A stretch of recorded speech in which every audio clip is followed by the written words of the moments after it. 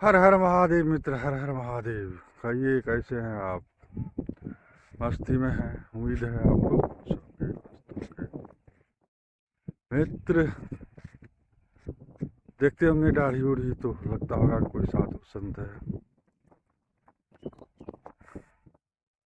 हम बिहार से हैं, बिहार की पृष्ठभूमि से हैं, बिहार का एक नागरिक हैं और यहाँ का जो हाल चाल है,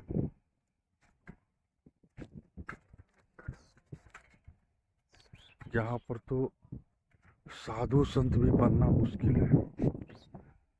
वैसे तो ट्रैक की बहुत कुछ बनने के लिए काफ़ी कोशिश की, लेकिन ऐसा यहाँ का पृष्ठभूमि, ऐसा यहाँ का माहौल है जो खास करके जो बिहार के लोग, जो मूल बिहारी है, जो अस्थाई बिहारी है, उनके लिए तो बिहार अब सपना हो चुका है। हम इन्हीं बातों को आज आप लोगों के सामने लेकर आना चाहता हूँ और बोलना चाहता हूँ इसी पर। इसलिए हमने एकांत में आया है, थोड़ा दूर में आया है, जोर से कुछ बोले।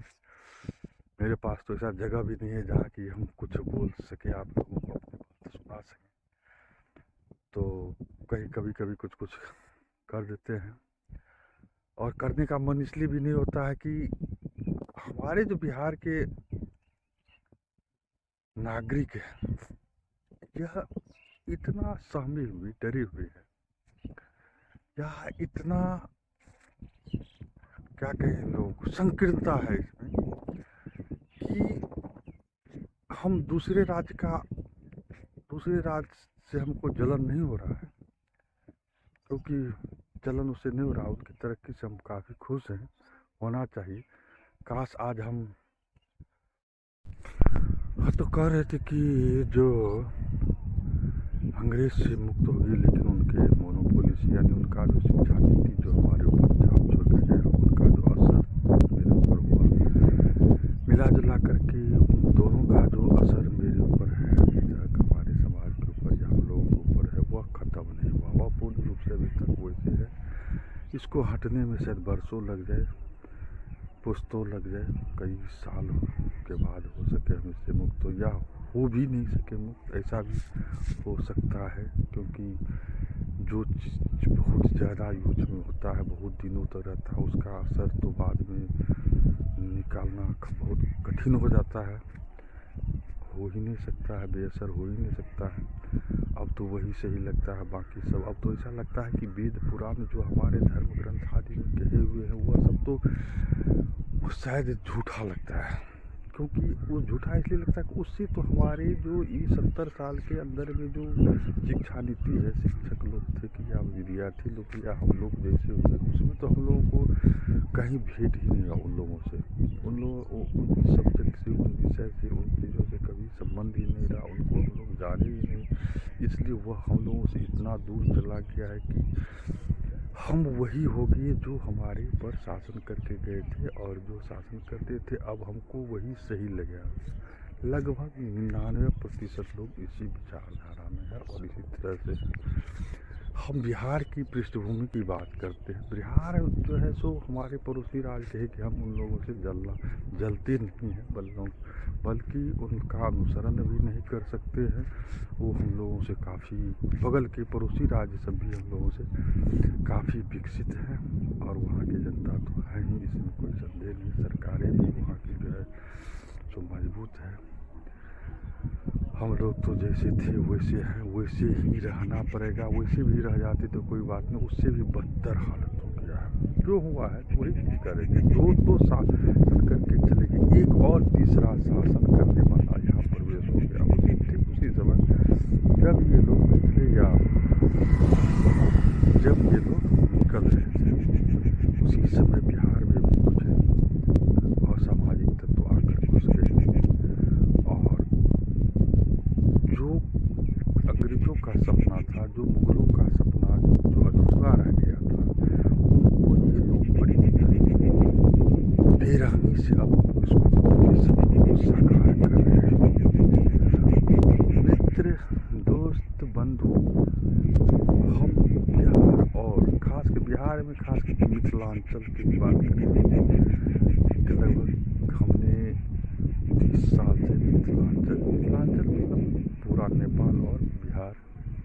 भी भाग है मिथिला का, इस भाग के बारे में अध्ययन किया, घुमा फिरा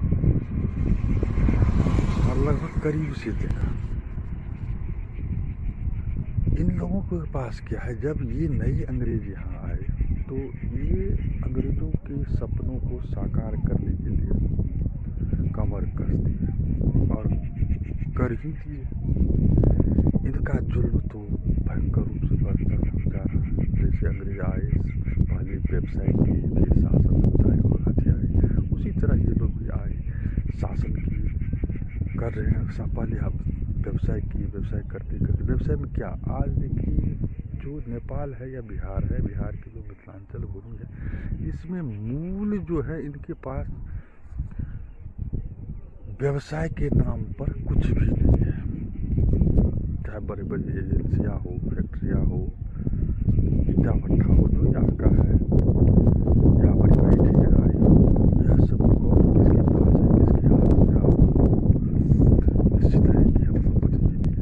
आप लोग रिसर्च कर सकते हैं, आपका ध्यान ही इस तरफ दिया है कि ये सब उन्हीं लोगों के पास में चला गया, व्यवसाय चला गया। इसका मतलब क्या, जो कुछ है सब उन्हीं के पास है। अब ये लोग जो अत्याचार कर रहे हैं, जुल्म कर रहे हैं, इनका व्यवसाय हाथ में होने से, पैसा हाथ में होने से शासन सत्ता स्वतः हाथ में हो ही जाता है, इसमें तो कोई संदेह नहीं है। और होना भी चाहिए। जब पैसा है, सत्ता है, तो सत्ता क्या चीज़ है, ये नहीं मानेगा तो दूसरा आएगा, दूसरा मानेगा तीसरा आएगा, उसको तो आना ही, झुकना ही पड़ेगा। किसके पास झुक सकती है, झुकना चाहिए और झुकी हुई है। लेकिन इसमें मूल जो बिहार के लोग हैं, तो मूल जो मैथिल है, इन लोगों के पास, इन लोगों का जो दिक्कत है, इसके बारे में तो कहना कठिन है। इसलिए कठिन है कि यहाँ के समस्या को यहाँ के बिहारी लोग, यहाँ के जनता भी सुनना नहीं चाहते, जानना नहीं चाहते, समझना नहीं चाहते हैं। कुछ करने की औकात इनमें नहीं है, कुछ करना भी नहीं चाहते। ये लोग होते हैं कि हम जैसे हो तो हम तो ठीक हैं, हमको तो ऐसा ही रहना। क्यों नहीं करना चाहते कि एक भयंकर इनके अंदर डर है। क्या डर है? डर क्या है कि आप बिहार क्या है, एक उपेक्षित राज्य है भारत सरकार का, भारत का एक उपेक्षित राज्य है। यहाँ पर आप देखिए, ललित बाबू के टाइम से देखिए, जगन्नाथ बाबू के टाइम से देखिए, अरे उसको तो वो तो दूर है, चले गए हैं। अभी हाल में शत्रुघ्न सिन्हा के साथ में क्या हुआ, शत्रुघ्न सिन्हा जी, हम बीजेपी की किसी लीडर का या पार्टी का विरोध नहीं करते हैं, हम ये करते हैं कि हमारे साथ क्या हो रहा है, हम क्यों, हम कैसे उपेक्षित हैं। एक शत्रुघ्न सिन्हा बोलने वाले थे, करने वाले थे, उनको बीजेपी के लिए बहुत दिन तक काम की, बीजेपी को चमकाने, बीजेपी को अस्तित्व में लाने उनका योगदान कम नहीं था। वो अपना काम धंधा छोड़ करके इस राजनीतिक पॉलिटिक्स में आकर के साझे सवारी, जब कुछ पाने का समय आया तो क्या हुआ, कुछ पाने का समय आया तो उसको ठीक उसी तरह जैसे दूध से मक्खी को निकाल के अलग कर देता है, अब बेचारे को अलग कर दिया। यह उनके साथ हुआ, ऐसा ये बात पहली बार घटना नहीं। इसी तरह से किसी भी बिहारी को, चाहे वो ग्रामीण स्तर का हो या प्रखंड स्तर का हो, जिला स्तर का हो, उपखंडीय स्तर का हो या राज्य स्तर का हो, अगर कोई फौलादी कोशिश किया, कोई चमकने की कोशिश, कोई नेतागिरी करने की कोशिश, उसको इसी तरह मसल दिया जाता है। हम शत्रुघ्न सिन्हा को एक उदाहरण के तौर पर, हम ये नहीं करें कि शत्रुघ्न सिन्हा को मसल दिया गया, शत्रुघ्न सिन्हा कुछ नहीं हुई। शत्रुघ्न सिन्हा जहाँ भी है, हाथी कहीं भी रहेगा, जो बैठा रहेगा या खड़ा रहेगा, हाथी तो हाथी है, गधा क्या कहते, गधा घोड़ा से अच्छा ही रहेगा, बड़ा ही रहेगा, दूसरी जगह पर है। लेकिन जिस परिश्रम, जिसके लिए उन्होंने परिश्रम, उसका तो उनको कुछ नहीं मिला, तिरस्कार है। तो एक बिहारी, ऐसे ऐसे बिहारी के साथ होता है, तो बाकी बिहारियों के साथ क्या नहीं होता होगा और क्या नहीं हो रहा है। हम क्यों कह रहे हैं कि हर क्षेत्र में देखा, हर क्षेत्र का मैंने निरीक्षण किया। क्या निरीक्षण किया, किसी भी आवाज़ को जहाँ बड़ी बड़ी जुल्म हो रहे हैं और उस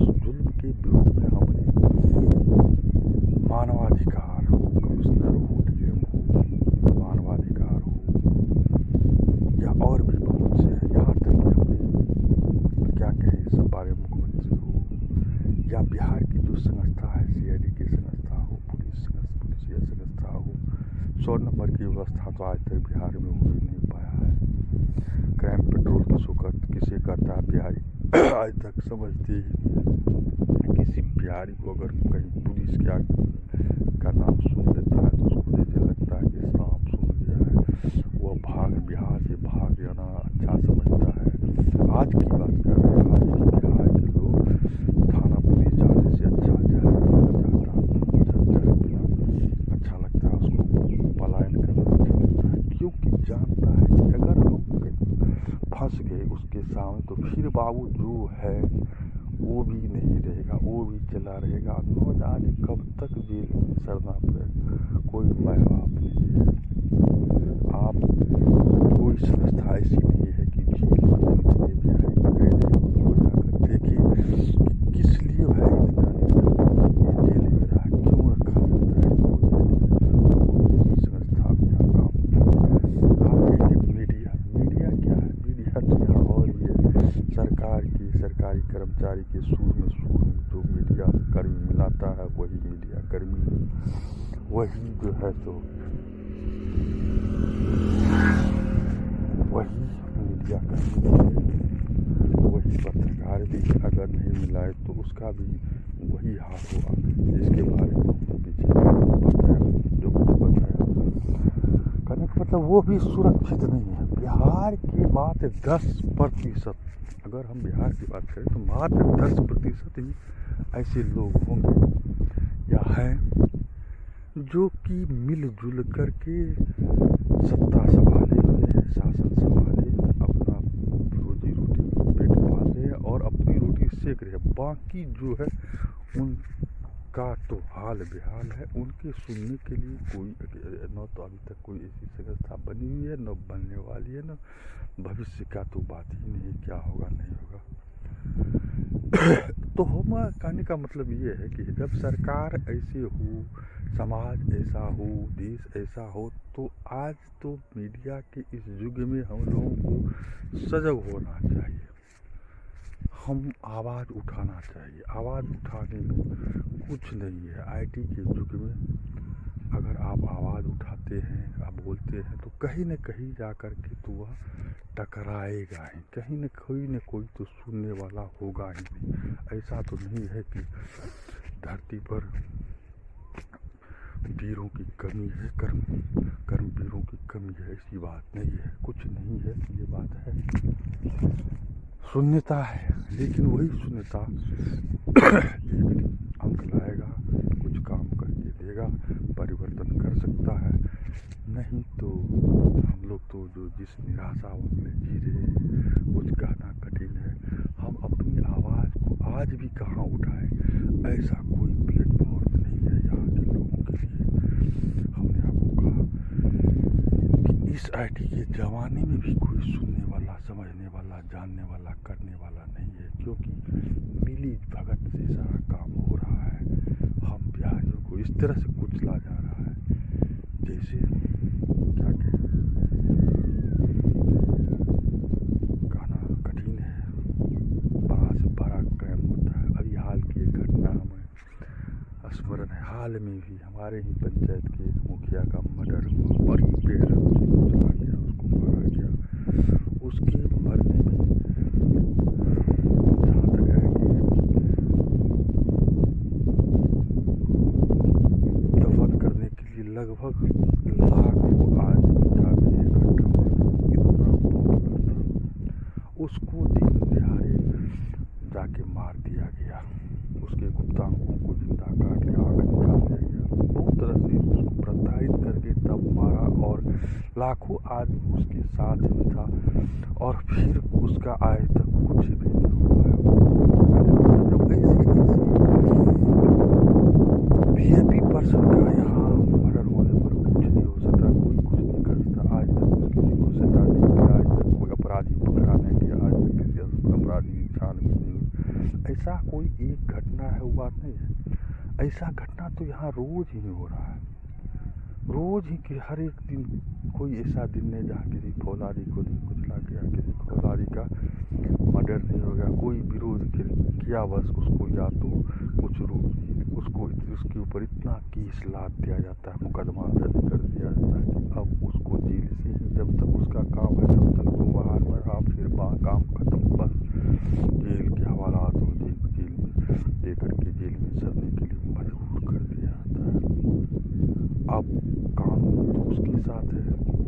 हमने कहा कि 10% आदमी, 10% में कौन है? राजनेता लोग हैं, सरकारी बड़े बड़े पदाधिकारी हैं, और इन दोनों के जो सिरमौर हैं वो हमारे व्यवसायिक हैं, इम्पोर्टेड व्यवसायिक हैं। यह सरकारी कर्मचारी और सरकारी राजनेता, ये दोनों हाथ उनके लिए काम कर रहे हैं, उन्हीं के इशारे पर नाच रही है। इनमें से किसी के पास इतना नहीं है, किसी के पास मान लें एक के पास हो भी जाए तो इस समस्या का समाधान होना कठिन है। क्योंकि अगर ऐसा होता है, अगर कोई कभी आपने सुना होगा कि शहाबुद्दीन को अरेस्ट करने वाले डीएम को तुरंत जो है सेंटिंग में कर दिया गया था, सेंटिंग में दे दिया गया था कि तुमने कैसे बड़े आदमी का, ऐसे बड़े नेताजी को तुमने ये जेल में दे दिया, जाओ तुम भी सेंटिंग में चले जाओ। तो कौन रिस्क लेगा? कहने का मतलब लावारिस है बिहार की जनता, बिहार के लोग, बिहार के शासन। तो फिर भी हम लोगों को हार नहीं माननी चाहिए। हम लोग जो है इस पर ध्यान दें, इसलिए मैंने ये वीडियो बनाकर आप लोग को सजग करने की कोशिश किया है। आप लोग सजग रहिए, सतर्क रहिए, आपसी प्रेम को बढ़ाइए। जगह जगह पर हो रहे जुल्म अत्याचार के खिलाफ कम से कम जो है सो उसका ब्रॉडकास्ट कीजिए, उसको हाईलाइट कीजिए। इस तरह के वीडियो को लाइक कीजिए, सब्सक्राइब कीजिए, शेयर कीजिए, उनका अभिवादन कीजिए, उनको आगे बढ़ाइए। नहीं तो जो परिस्थिति है, जो समय है, वह समय में तो बड़ा जुल्म हो रहा है, अत्याचार हो रहा है, हम लोग देख रहे हैं, कुछ कर भी नहीं सकते हैं। ठीक है, आज तो इतना ही, क्योंकि वीडियो बहुत बड़ा लंबा हो रहा है। हम अगले वीडियो में बिहार की जो मुख्य परिस्थितियां हैं, जो अत्याचार है, उस पर ही हम कुछ फोकस करेंगे। धन्यवाद आप लोगों का इतना समय देने के लिए और हमसे जुड़े रहने के लिए बहुत बहुत धन्यवाद। जय हिंद, जय बिहार, जय मैथिली।